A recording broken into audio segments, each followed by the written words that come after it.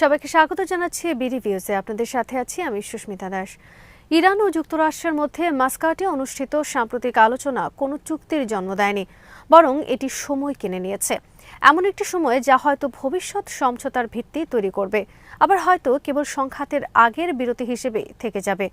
কূটনীতি আবার চালু হয়েছে, কিন্তু গভীর অবিশ্বাস, সামরিক চাপ এবং পারস্পরিক কৌশলগত হিসাব নিকাশ এই প্রশ্নটিকে আরও তীব্র করেছে যে বাস্তবে কতটা সময় হাতে আছে।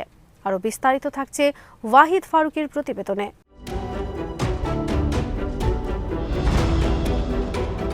ফেব্রুয়ারি ৬ তারিখে মাস্কাটে কয়েক ঘন্টার আলোচনা শেষে প্রকাশ্যে কোনো পক্ষই তাদের প্রাথমিক অবস্থান থেকে সরে এসেছে এমন কোনো ইঙ্গিত দেয়নি। ইরান স্পষ্টভাবে জানায় আলোচনা কেবল পারমাণবিক ইস্যুতেই সীমাবদ্ধ থাকতে হবে। যুক্তরাষ্ট্র যেখানে যায় আরও বিস্তৃত একটি কাঠামোর প্রত্যাশায়, সেখানে ব্যালিস্টিক ক্ষেপণাস্ত্র কর্মসূচি, আঞ্চলিক সশস্ত্র গোষ্ঠীগুলোর সাথে ইরানের সম্পর্ক এবং ওয়াশিংটনের দীর্ঘদিনের অভিযোগ, মানবাধিকার পরিস্থিতি এসব বিষয়ও অন্তর্ভুক্ত থাকবে।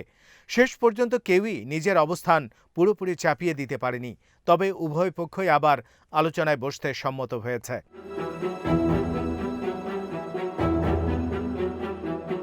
উপর থেকে দেখলে এটিকে গুরুত্বহীন একটি বৈঠক বলে মনে হতে পারে, বাস্তবে তা নয়।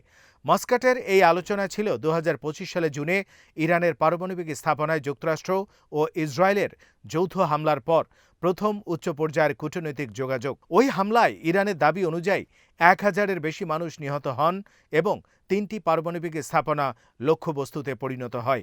সেই ঘটনার পর আবার একই প্রাসাদের কক্ষে, যেটি মাস্কাট বিমানবন্দরের কাছে অবস্থিত এবং যেখানে ২০২৫ সালের আগের আলোচনাগুলো হয়েছিল, দুই দেশের প্রতিনিধিরা সেখানে বসেছে এবং আবার বসার ব্যাপারে একমত হয়েছে। এটা নিজেই একটি তাৎপর্যপূর্ণ বার্তা।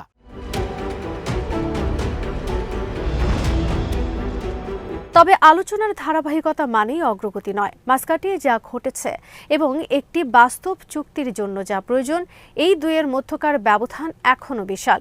এই আলোচনার সবচেয়ে উল্লেখযোগ্য দিক ছিল কি বলা হয়েছে তার চেয়েও বেশি কারা ঘরে উপস্থিত ছিলেন।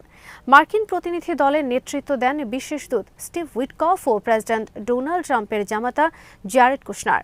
প্রথমবারের মতো আলোচনায় উপস্থিত ছিলেন যুক্তরাষ্ট্রের সেন্ট্রাল কমান্ডের প্রধান অ্যাডমিরাল ব্র্যাড কুপার পূর্ণ সামরিক পোশাকে। তার উপস্থিতি কোনো আনুষ্ঠানিকতা ছিল না, এটি ছিল একটি স্পষ্ট সংকেত। আলোচনা চলাকালীন আরব সাগরে অবস্থান করছিল ইউএসএস আব্রাহাম লিঙ্কন বিমানবাহী রণতরী বহর। এর কয়েকদিন আগে ওই বহরের কাছে আসা একটি ইরানি ড্রোন ভূপাতিত করে মার্কিন বাহিনী।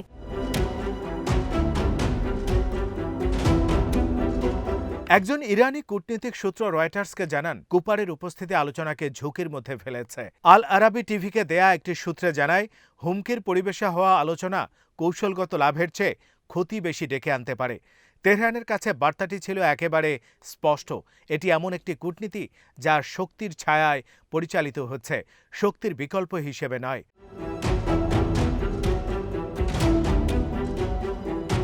ওয়াশিংটন এটিকে দেখে ভিন্নভাবে। প্রেসিডেন্ট ট্রাম্প এয়ারফোর্স ওয়ানে সাংবাদিকদের বলেন, আলোচনা ছিল খুব ভালো এবং ইরান একটি চুক্তি খুব খারাপভাবে চায়। তিনি যোগ করেন, ওরা জানে চুক্তি না হলে পরিণতি কি। চুক্তি না হলে পরিণতি হবে ভয়াবহ। এটি এমন এক কূটনীতি যা কার্যত আলটিমেটামের ভাষায় কথা বলছে। এতে হয়তো তাড়াহুড়ো তৈরি হয়, কিন্তু আস্থা তৈরি হয় না। আর এই প্রক্রিয়ায় সবচেয়ে বেশি প্রয়োজন যে জিনিসটি, সেটি হলো আস্থা।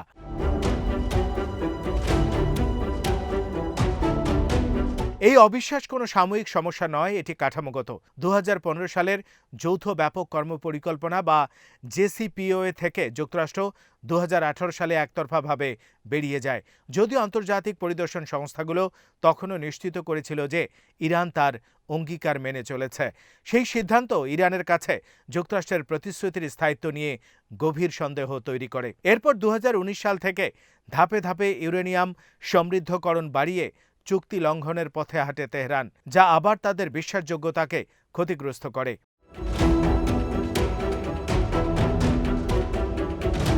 এই পারস্পরিক অবিশ্বাস কেবল সৃজনশীল কূটনৈতিক কৌশল দিয়ে দূর করা সম্ভব নয়। এটি সেই বাস্তবতা যার ভেতর দিয়েই যে কোনো সমঝোতা তৈরি করতে হবে। যুক্তরাষ্ট্রের হাতে ইরানের ওপর ব্যাপক অর্থনৈতিক ও সামরিক চাপ প্রয়োগের ক্ষমতা আছে, কিন্তু ক্ষমতা থাকলেই আনুগত্য আসে না। কোনো চুক্তি টেকসই হতে হলে ইরানকে বিশ্বাস করতে হবে যে ছাড় দিলে তার বিনিময়ে স্বস্তি আসবে। নতুন দাবি নয়, সেই বিশ্বাস বহু আগেই ভেঙে গেছে।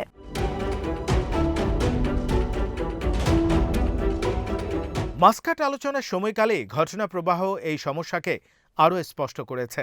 আলোচনা শেষ হওয়ার কয়েক ঘন্টার মধ্যেই যুক্তরাষ্ট্রের পররাষ্ট্র দপ্তর ঘোষণা দেয় ইরানের তেল পরিবহনে জড়িত 14টি শ্যাডো ফ্লিট জাহাজের ওপর নতুন নিষেধাজ্ঞা আরোপ করা হয়েছে।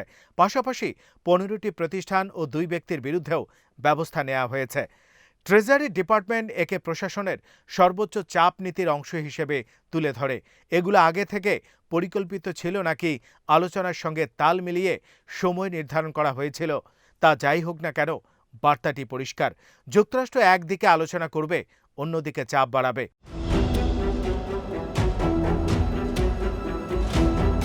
তেহরানের দৃষ্টিতে এটি সেই ভয়ই নিশ্চিত করে যেটি তারা দীর্ঘদিন ধরে প্রকাশ করে আসছে। ইরানের পররাষ্ট্রমন্ত্রী আব্বাস আরাকচি রাষ্ট্রীয় টেলিভিশনে বলেন, যে অবিশ্বাস তৈরি হয়েছে সেটি আলোচনার সবচেয়ে বড় চ্যালেঞ্জ। তার বক্তব্যে স্পষ্ট, নিষেধাজ্ঞা শিথিলকরণ ছাড়া অগ্রগতি কল্পনা করা তাদের পক্ষে কঠিন। মাস্কাটে আসলে কি আলোচনা হয়েছে, এই প্রশ্নের উত্তর ধীরে ধীরে স্পষ্ট হচ্ছে। খবর অনুযায়ী যুক্তরাষ্ট্রের শূন্য সমৃদ্ধকরণ দাবি ইরান প্রত্যাখ্যান করেছে, যা ছিল একটি সর্বোচ্চ দাবি। প্রথম বৈঠকে যেটি মেনে নেয়ার কোনো সম্ভাবনা ছিল না। পরবর্তীতে আলোচনা হয়েছে ইরানের বিদ্যমান ইউরেনিয়াম মজুতের ঘনত্ব কমানো বা ডাইলিউশন নিয়ে, যা তুলনামূলকভাবে বেশি প্রযুক্তিগত এবং সম্ভাবনাময় একটি পথ।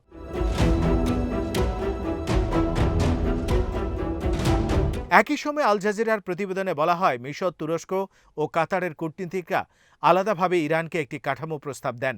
3 বছরের জন্য সমৃদ্ধকরণ স্থগিত রাখা, উচ্চমাত্রায় সমৃদ্ধ ইউরেনিয়াম দেশটির বাইরে পাঠানো এবং ব্যালিস্টিক ক্ষেপণাস্ত্র প্রথম ব্যবহার না করার অঙ্গীকার। রাশিয়া নাকি ওই ইউরেনিয়াম গ্রহণে আগ্রহ দেখিয়েছে, তবে তেহরান ইঙ্গিত দিয়েছে সমৃদ্ধকরণ স্থগিত ও ইউরেনিয়াম হস্তান্তর দুটি তাদের কাছে গ্রহণযোগ্য নয়।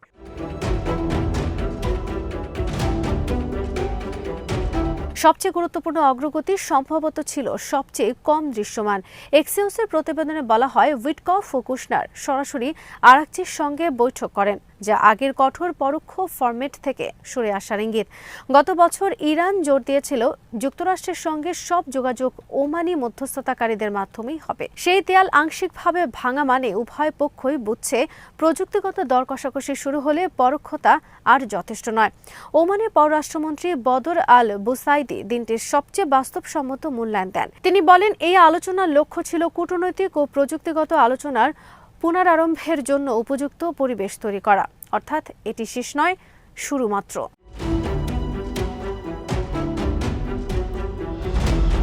ট্রাম্প বলেছেন, দ্বিতীয় দফার আলোচনা শিগগিরই হবে। এক্সিওসকে দেয়া উভয় পক্ষের বক্তব্য অনুযায়ী কয়েকদিনের মধ্যেই আবার বৈঠক হতে পারে। এই দ্রুততা নিজেই তাৎপর্যপূর্ণ। গত বছরের আলোচনাগুলোর মাঝে সপ্তাহের পর সপ্তাহ বিরতি ছিল, এখন গতি বাড়ছে। এদিকে ওয়াশিংটন মনে করছে কূটনৈতিক সুযোগের জানালা সংকুচিত হচ্ছে, আর তেহরান অন্তত সেই ধারণা পরীক্ষা করতে রাজি।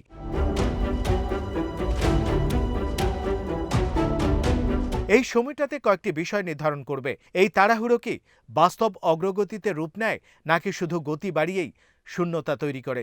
প্রথমত, আলোচনার পরিধি। কি নিয়ে আলোচনা হবে, এই মৌলিক প্রশ্ন এখনও মীমাংসিত নয়। প্রথম রাউন্ডে ইরান কিছুটা সুবিধা পেয়েছে। স্থান ওমান, আঞ্চলিক পর্যবেক্ষকরা বাদ এবং আরাকচির দাবি অনুযায়ী শুধু পারমাণবিক ইস্যু। কিন্তু পররাষ্ট্রমন্ত্রী মার্কো রুবিও আগেই বলেছিলেন, আলোচনায় সব বিষয় থাকতে হবে। দ্বিতীয় রাউন্ডেও যদি একই তর্ক দিয়ে শুরু হয়, তাহলে বোঝা যাবে ভিত্তিটাই এখনও নড়েবড়ে।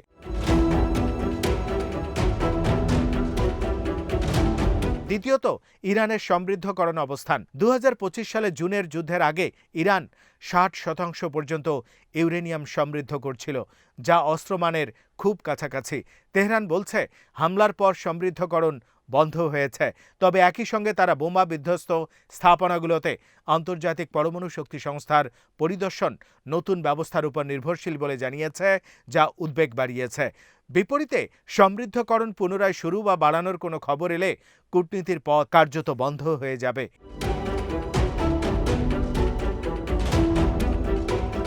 তৃতীয়ত, সামরিক পরিবেশ।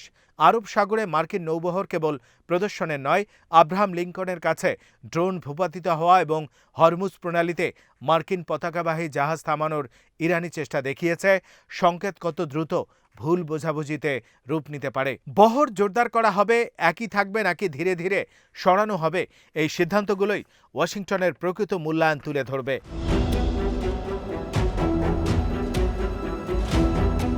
চতুর্থত, নিষেধাজ্ঞার ছন্দ। আলোচনার দিনেই শ্যাডো ফ্লিট নিষেধাজ্ঞা একটি নজির তৈরি করেছে। যদি প্রতিটি বৈঠকের মাঝখানে নতুন অর্থনৈতিক চাপ যোগ হয়, তেহরান ধরে নেবে এই কূটনীতি আসলে প্রদর্শন, প্রক্রিয়া নয়। পঞ্চমত, ব্যাক চ্যানেল কূটনীতি। আগামী কয়েক সপ্তাহ সবচেয়ে গুরুত্বপূর্ণ কাজগুলো হয়তো প্রকাশ্য টেবিলে নয়, বরং পর্দার আড়ালেই হবে। ওমান, কাতার, মিশর ও তুরস্ক সংলাপ টিকিয়ে রাখতে কাজ করছে। এই যোগাযোগগুলো সক্রিয় থাকলে উত্তেজনা কমানোর সুযোগ থাকবে। নীরবতা মানে ঝুঁকি বাড়া।